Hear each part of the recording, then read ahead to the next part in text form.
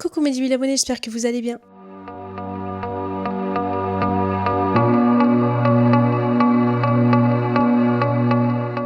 Aujourd'hui, on est là pour parler de vos problématiques. Je reçois énormément de messages et je vous avoue que j'ai pas le temps de répondre à tout le monde.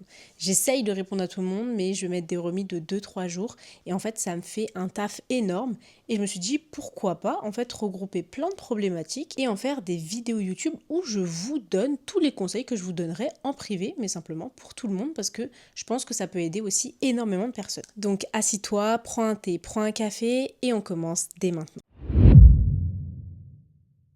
Bonjour, merci du fond du cœur de prendre le temps de lire mon mail et de me conseiller. Mon compagnon m'a quitté depuis le 14 mai et après plus de 12 ans de couple, 2 enfants, des complications de santé suite à une opération. J'essaye depuis lors de manifester, pour moi être mieux, pour son retour. Je me demande si lorsque j'ai mes émotions qui remontent, si ça change quelque chose, si ça annule toutes mes manifestations demandées. Parfois, je me dis des choses négatives, puis je me rends compte et je me dis que non, ça va pas arriver, il va venir, il est en couple, il m'aime, c'est comme ça et pas autrement. J'ai énormément d'émotions et je me perds dans tout ça. Penses-tu que j'ai une chance ou que intérieurement je suis trop détruite? Je tiens un cahier également dans lequel j'écris tout. Soit c'est en pensée, soit par écrit. Un grand merci en tout cas. Alors, toi qui m'écoutes, déjà, j'aimerais te dire quelque chose de très important. Le fait que tu ressens de la tristesse, de la colère, du chagrin après une séparation de 12 ans de relation, ça ne détruit pas tes manifestations. Avant de manifester, tu restes quelqu'un d'humain. Donc c'est totalement normal et c'est totalement ok de ressentir ce genre d'émotion. Il y a beaucoup de personnes qui pensent encore qu'elles doivent être positives H24 pour voir leur manifestation arriver. Or, en loi de l'Assomption, on parle de ton état intérieur et pas de tes émotions passagères. Si aujourd'hui tu pleures, t'as peur, tu te sens dans le doute, c'est normal. Tu traverses une rupture, tu es en pleine séparation, tu as une organisation familiale qui change, c'est complètement normal. Là, en fait, ton système émotionnel, il essaye de digérer l'information. Ce qui compte, c'est ce que tu fais après. Et justement, à travers ce que tu me décris, dès que tu as une pensée négative, que tu essayes de re-switcher directement vers ta 4D, ou que tu mets par écrit tout ça, c'est déjà un énorme pas. Tu n'as pas besoin d'être parfaite. Tu n'as pas besoin de ne jamais douter. Tu n'as pas besoin de faire semblant d'aller bien. Tu n'as pas besoin de ne jamais pleurer. La vraie question, c'est pas est-ce que je ressens des émotions négatives, mais c'est quelle histoire je décide de croire à travers cette situation. C'est vraiment ça qui va modeler ton état intérieur. Quand ta vague d'émotions, elle passe, parce qu'elle passe forcément au bout d'un moment, est-ce que tu continues à croire que cette relation vaut le coup d'être vécue? Est-ce que tu continues à croire que tu te sens aimé dans cette relation? Est-ce que tu continues à croire que c'est possible de te sentir désiré dans cette relation? Parce qu'en fait, c'est ça qui fait toute la différence. Et j'aimerais te dire une chose aussi, ne te considère jamais comme trop détruite. Parce qu'une personne totalement détruite, elle chercherait même pas à se reconstruire. Et t'es pas dans ce cas-là. Le simple fait que tu régules tes émotions, que tu notes tes pensées sur papier, etc., ça montre vraiment qu'il y a de l'espoir en toi, que tu as envie d'avancer, que tu as envie, en fait, de justement devenir la meilleure version de toi-même à qui tout réussit. Alors, autorise-toi à ressentir, autorise-toi à pleurer si besoin, autorise-toi à crier quand t'en as envie. Écris quand t'en as besoin. Parle quand on a besoin. Et ensuite, reviens doucement à la version de toi qui sait que son bonheur ne dépend pas d'une personne. Que ton compagnon revienne ou non, ça après, ça te regarde, mais il faut vraiment que tu te retrouves.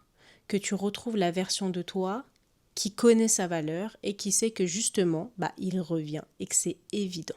L'écriture, le scripting, c'est très très bien. La régulation du système nerveux, c'est encore mieux. Ce que tu peux faire aussi, quand tu sens vraiment que tu as des moments de down, c'est peut-être écouter des affirmations positives ou des subliminaux. Si vous êtes intéressé, je peux vous expliquer comment est-ce qu'on fait un subliminal. Vous n'êtes pas obligé de le payer. Et en plus, quand c'est votre voix, c'est encore mieux. En tout cas, ma belle, j'ai hâte que tu te ressentes sur toi, que tu te mettes au centre de tout parce que c'est toi le personnage principal. Et quand tu as compris ça, c'est à ce moment-là que du coup tu reprends ton pouvoir et donc que forcément tout arrive à toi. J'ai hâte que tu me fasses un petit update une fois qu'il sera revenu. Maintenant, on va passer à la deuxième problématique. Alors, bonjour, pardon de vous déranger, mais j'ai une question au sujet de la manifestation. Alors déjà, je vous arrête tout de suite, arrêtez. Je sais que c'est une formule de politesse, mais arrêtez de dire désolé de te déranger, vous ne me dérangez pas. Et croyez-moi que si vous me dérangez, en fait, je ne vais pas vous répondre directement, pas parce que je suis occupée tout simplement. Mais sinon, ça ne me dérange pas du tout de recevoir vos messages, de vous conseiller. J'ai aucun problème avec ça. Globalement, je suis restée 3 ans avec un garçon et ensuite on a passé l'année à se voir sans être en couple, mais on agissait comme un couple. Et hier, il m'a dit qu'il fallait qu'il avance parce qu'on n'était plus ensemble, mais qu'on se voyait encore malgré tout, comme si nous l'étions, et que ça pouvait plus se passer comme ça. Il m'a donc dit qu'on devait couper contact.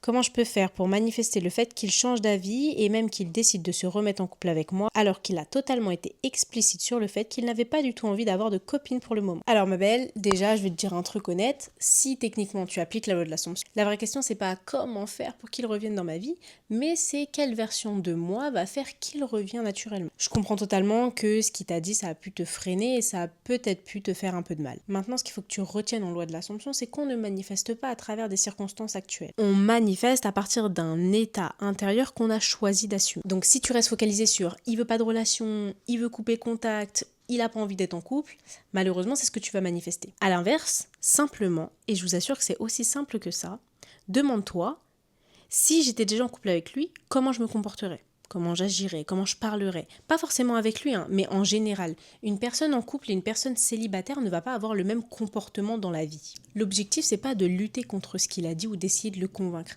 En fait, à partir du moment où tu vas te reconcentrer sur toi, parce que vraiment, la clé pour manifester une espie, c'est se mettre au centre. C'est vous remettre au centre, faire de vous une priorité. C'est que comme ça que vous allez réussir à manifester quelqu'un.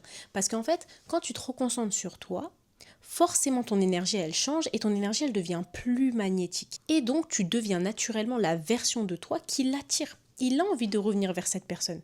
Parce que justement, en fait, t'es rayonnante, tu vois, je sais pas comment expliquer, on voit les gens qui ont confiance en eux, on voit les gens qui sont heureux seuls. On le voit, ça se voit de ouf. Ils ont une énergie tellement magnétique, tu as envie d'aller leur parler même si tu es introverti. Et la loi de l'Assomption, en fait, elle enseigne que les circonstances actuelles, c'est pas la finalité.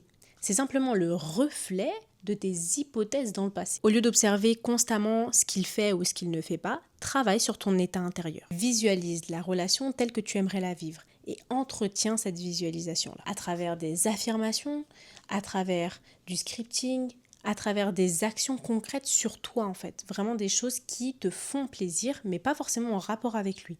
Il faut vraiment que tu te remettes au centre. C'est toi le prix. C'est toi le prix, c'est lui qui te veut, c'est pas toi qui le veux, c'est l'inverse.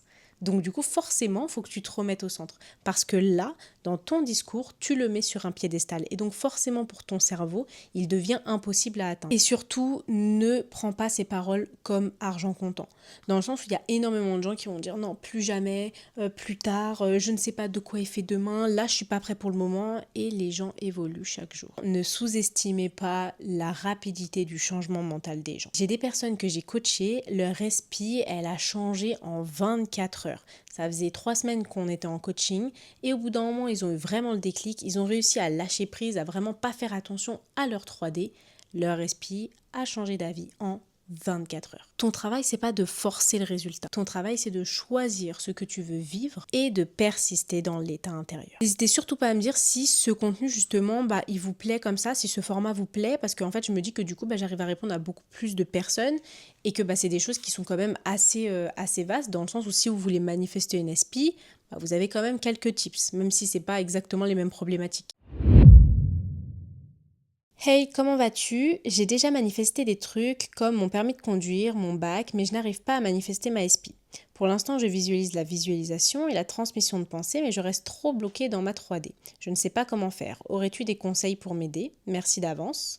Alors, coucou à toi. Écoute, déjà, ce qui est hyper intéressant dans ton message, c'est que tu dis que tu as déjà manifesté consciemment des choses, comme ton permis, ton bac, etc. Donc, tu as déjà conscience d'une partie de ton pouvoir. C'est déjà un très bon pas. Donc, la vraie question, là, c'est pas est-ce que je sais le manifester? Parce que la réponse, elle est oui. Tu as réussi à manifester ton bac, ton permis, tu vas réussir à manifester une SPI. Maintenant, la question, c'est pourquoi ça devient difficile par rapport à cette manifestation. Et dans la loi de l'Assomption, j'ai remarqué que souvent, les manifestations où on a du mal à les atteindre, c'est souvent parce qu'on est accroché émotionnellement à celles-ci. Et les 3/4 du temps, ça concerne les SPI. Parce que du coup, les SPI, on est accroché émotionnellement et du coup, on les met sur un piédestal. Quand tu manifestais ton permis ou ton bac, tu avais probablement déjà un esprit clair. Tu savais déjà où est-ce que tu allais. Sauf que là, vu que ça concerne une personne humaine, tu te dis qu'elle a aussi un libre arbitre et que du coup, potentiellement, ça peut ne pas marcher. Mais ça ne marche pas comme ça du tout. Parce qu'en fait, le problème avec une SPI, C'est que vu que c'est une personne, et bah souvent on va être tenté de le stalker, checker les messages, voir pourquoi il te répond pas, essayer de le croiser, et tu vas voir en fait qu'elle est en train de vivre sa vie, et du coup tu vas en conclure, bah ça marche pas. Et malheureusement, c'est ce que tu manifestes du coup. Mon conseil premier, du coup, c'est d'arrêter de faire attention à ta 3D. La 3D n'est que le reflet de tes assumptions passées. Si tu regardes tout le temps la situation actuelle pour justement voir si ça avance, malheureusement, tu risques de nourrir tout le temps ton ancien état intérieur et du coup de manifester toujours la même chose. Tu vas répéter et répéter et répéter les anciens schémas. Et donc, tu auras toujours les mêmes résultats. Au lieu de te demander pourquoi ce n'est pas encore là, demande-toi simplement, si j'étais en couple avec cette personne, comment je penserais? Est-ce que tu serais en train de chercher des preuves? Je ne pense pas. Est-ce que tu serais inquiète? Je ne pense pas non plus. Est-ce que tu analyserais chaque détail? Clairement pas. Tu serais simplement dans la certitude que la relation elle existe, parce que c'est le cas. Ce qui peut t'aider, c'est la visualisation. Il y en a qui ont du mal avec la visualisation, moi j'en fais partie, mais la visualisation peut être un vrai coup de boost pour ta manifestation. Les affirmations également, c'est un outil. C'est un outil que je trouve hyper puissant et même au-delà de la loi de l'Assomption, je trouve que c'est vraiment quelque chose qui t'aide à te développer et à te faire grandir émotionnellement. Après, tout ça, ce sont des outils. D'accord? Parce que ce qui manifeste réellement, c'est l'état intérieur que tu nourris. Arrête de chercher ta manifestation et commence à nourrir l'état intérieur de toute façon, je sais que c'est à moi. Je sais que dans tous les cas, il vient à moi. C'est logique. Je suis tellement aimée, désirée, choisie qu'il n'y a que... En fait, dans ses yeux, il n'y a que moi comme choix, c'est tout. Tu es le prix. Donc, comporte-toi comme tel. Arrête de le mettre sur un piédestal. C'est toi qui dois être sur le piédestal. Et surtout, rappelle-toi, c'est pas parce que tu vois quelque chose dans ta 3D que c'est définitif. Si tu vois quelque chose dans ta 3D qui se conforte avec ta manifestation, tu peux en tenir compte. Si par contre, au contraire, c'est quelque chose qui n'a rien à voir et qui est aux antipodes de ta manifestation, c'est simplement le reflet de tes assumptions passées. Donc ça, t'en tiens pas compte. Ton rôle, c'est pas de contrôler la 3D, c'est de rester fidèle à la version de toi qui sait que tout s'aligne en fait. Parce que c'est totalement le cas. C'est souvent quand on arrête de vérifier que les choses commencent réellement à bouger. Alors du coup, le contexte. Je parle avec un garçon depuis quelques temps sur les réseaux et pendant quelques jours on a commencé à s'appeler et à parler toute la nuit. Et depuis que je le manifeste consciemment car j'ai les bases, eh bien ma 3D me reflète l'inverse. Même si je sais qu'il y a un décalage entre les pensées et la réalité, il me lâche des vues et me répond pas, même le lâcher prise est compliqué. Ma question c'est surtout de savoir comment lâcher prise et pourquoi ma 3D me montre l'inverse de ce que je pense. Alors déjà, j'ai envie de te rassurer sur un point, ce que tu vis, c'est extrêmement fréquent avec les personnes qui manifestent une esprit. La plupart du temps, lorsqu'on pense manifester quelqu'un, on pense être focalisé sur le résultat, mais intérieurement, on est surtout focalisé sur son absence. Par exemple, si tu regardes constamment si elle te répond, si elle te laisse des vues, si elle est connectée, et bah en fait, tu nourris cet état de j'ai pas confiance et j'ai l'impression que là il me file entre les doigts. Et donc du coup tu fais attention à ta 3D qui ne se conforte pas du tout avec ta manifestation. Dans la loi de l'Assomption, la 3D c'est souvent le reflet d'anciennes hypothèses. C'est-à-dire que là vous vous parliez etc, vous avez commencé à entamer une relation plus ou moins sérieuse et à ce moment-là peut-être que indirectement tu l'as mis sur un piédestal. Et c'est pour ça que ta 3D, du coup, se reflète maintenant parce que c'est le reflet de tes assumptions passées, de tes peurs, de tes doutes. Mais en fait, tout se reflète maintenant. Et là, à ce moment-là, c'est à toi de faire ce travail-là pour rester aligné. Parce que si tu fais attention à ta 3D, en fait, tu répètes les anciens schémas parce que tu nourris ton état intérieur qui est dans le manque et qui est dans le doute. Maintenant, concernant le lâcher-prise, il y a quelque chose que je veux vraiment mettre en lumière. Le lâcher-prise, ça ne veut pas dire oublier la personne ou arrêter de vouloir la désirer. Pas du tout. Le lâcher-prise, c'est vraiment lâcher ce besoin de voir constamment quand est-ce que ça arrive. Tant que ton bien-être, tant que ton bonheur tourne autour d'une personne, tourne autour de sa réaction à ses messages, la rapidité dans laquelle il va répondre, est-ce qu'il va te calculer ou pas, et ben en fait, tu es émotionnellement attaché à ta 3D. Donc, simplement, pose-toi cette question. Si tu étais déjà dans la relation, est-ce que tu te comporterais comme ça? Non. Alors pourquoi tu le fais maintenant? Parce que techniquement, tes assumptions, si tu peux le penser, ça veut dire que tu peux l'avoir. Ça veut dire que tu l'as déjà du coup. Donc si tu es déjà en couple avec lui, pourquoi est-ce que tu te comportes comme ça? Ça n'a pas de logique. L'attention que tu as envers cette personne, moi je t'invite à te la déplacer vers toi-même, à te mettre au centre. Et je remarque que les 3/4 du temps, je dis tout le temps ce conseil-là, mais parce que je vous jure qu'une fois que vous vous mettez au centre et que vous êtes votre priorité numéro 1, ça change grandement. des choses. Donc au lieu de te répéter pourquoi il répond pas, dis-toi simplement, de toute façon je suis naturellement choisi, aimé et désiré. Donc il va répondre au bout d'un moment. Et puis il faut pas oublier aussi de rationaliser les choses. Parfois les gens ne répondent pas parce qu'ils sont occupés. Et c'est ok. Nous les femmes, il y a des moments où on n'a même pas envie de parler aux gens. Et on n'est pas occupé, hein. Juste on n'a pas envie de leur parler, mais on n'a rien contre eux. Et bien ça se trouve, les hommes sont pareils. Je ne suis pas un homme, je ne peux pas dire que s'ils ressentent ça, mais peut-être qu'ils sont pareils sur ce point-là. Donc vraiment rationalise la chose. Dans tous les cas, c'est toi qui veux. C'est toi qui veux, c'est toi le prix, c'est toi la plus belle à ses yeux, c'est toi la reine. Donc pourquoi tu te prends la tête à savoir pourquoi est-ce qu'il t'a pas répondu? L'objectif, c'est pas de surveiller le comportement de l'autre pour voir si ta manifestation elle arrive. L'objectif, c'est de te reconcentrer sur toi et de faire attention à ton état intérieur, justement pour que ta manifestation elle arrive. Alors surtout, rappelle-toi, vu le fait qu'il ne te réponde pas directement, le fait que voilà, tu as l'impression qu'il met un peu de distance, ça veut rien dire. Parfois, les gens vont faire attention à des petits détails dans la 3D qui leur montrent que du coup, c'est pas encore là. Et le truc, c'est qu'ils vont nourrir ça et donc ils vont manifester ça. Alors que la 3D, elle était simplement en train de se réorganiser justement pour te laisser de la place à ta manifestation. Plus tu donnes de pouvoir aux circonstances actuelles, plus elle se solidifie. Et à contrario, plus tu donnes de pouvoir à ton état intérieur, moins les circonstances actuelles ont la capacité de te déstabiliser. Alors prends soin de toi et recentre-toi sur la version de toi qui est déjà choisie, aimée, désirée. J'espère que cette vidéo, elle vous aura plu. Alors si ce format-là vous plaît, n'hésitez surtout pas du coup à me dire vos problématiques dans ce mail-ci ou en DM. Vraiment, ça, il n'y a pas de problème.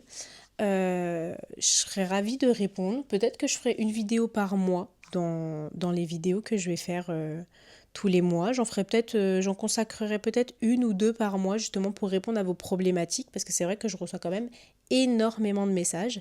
Et puis là, la vidéo est quand même assez longue, donc 4 problématiques par vidéo, c'est pas mal. Sauf que j'en reçois beaucoup plus que ça. Donc voilà. Si cette vidéo vous a plu, n'hésitez pas à la liker, commenter et partager afin de toucher un maximum de personnes. Et puis si tu veux plus de conseils sur le développement personnel, sur comment devenir la meilleure version de toi-même, ou encore sur la loi de l'Assomption pour voir tous tes désirs se réaliser, je t'invite à me suivre.